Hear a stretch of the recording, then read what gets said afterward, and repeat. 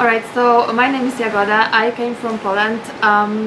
Now this year I'm graduating from the European Studies. I'm going to write my dissertation about the Cyprus conflict. I used to study history of art for half a year, and the next year I'm gonna take a gap year and travel around the world. Hopefully I'm gonna figure out what I'm gonna do next.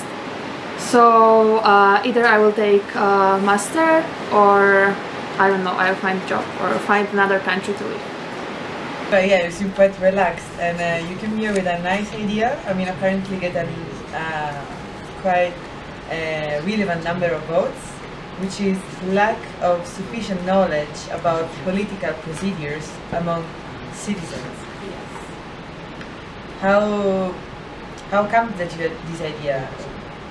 Was it related exactly from a personal experience? Personal experience? Yeah, Poland? I think it's experience, like my personal experience, and also experience from my country, because I know like many people don't know about those procedures, and what I meant, it was also about the governmental like procedural legislations, but also those procedures for example in the offices, like where you should go, how you're gonna apply for something, how you're gonna appeal before a court or something. And I know that citizens in Poland have some kind of problems with this.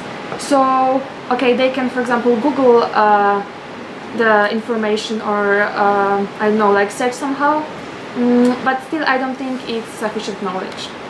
So I can refer for example what my colleague said, our colleague said, Jakub, that in high school we have this subject VOS, which is about the politics, but as he said, it's kind of boring thing, and I don't think it's like the teachers are well prepared, so those classes are not so interesting and people don't pay so much attention.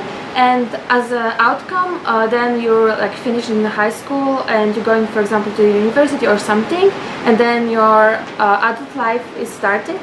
And you have to deal with some things, right? You have to go to the office to apply for your ID card, or I don't know, you have some kind of problems or whatever, and you know what to do, which steps to take. So I think it should be improved.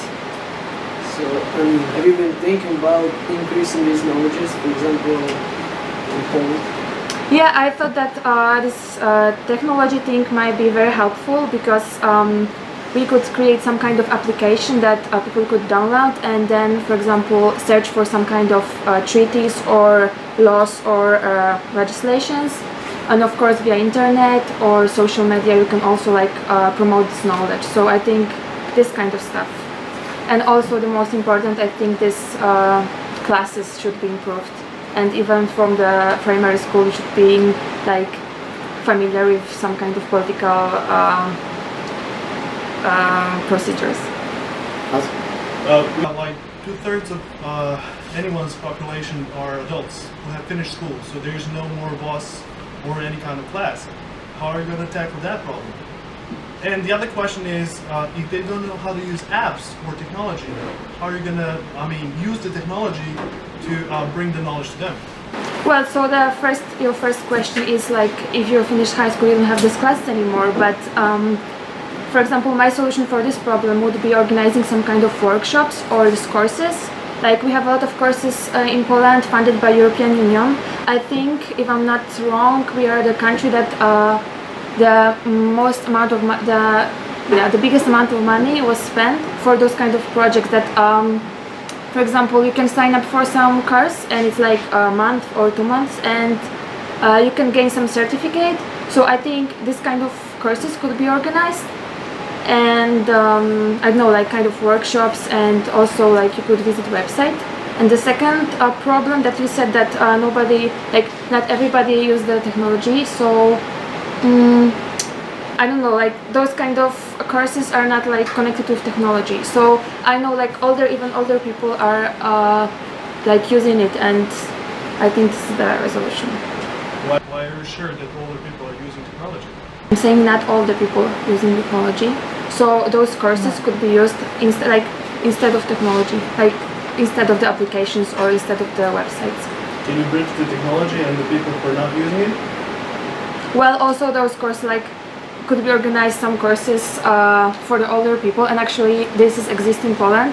that there are the courses for like people who are not very familiar with the technology, and they can take this course, and it's, for example, how to use the computer, even like the basic things, or like applications, or like phones or whatever. What do you think would be the outcome of the responsibility of the citizens to go to those classes? I mean, you cannot force them to go there.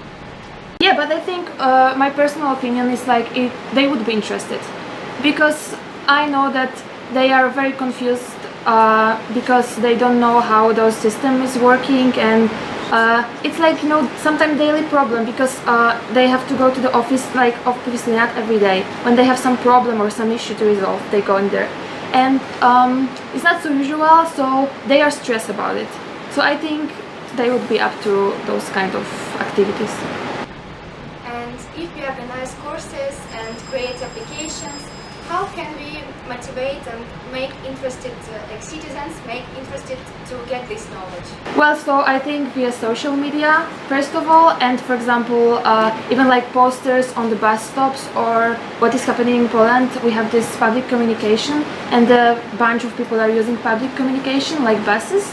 And in the buses we have a lot of posters and some kind of like letters on the windows, so when you like, for example, going from the one place to another, you sit in your board. So basically, like, I think 90% of the people are reading those kind of information. So I think it's very like this kind of advertisements would be successful.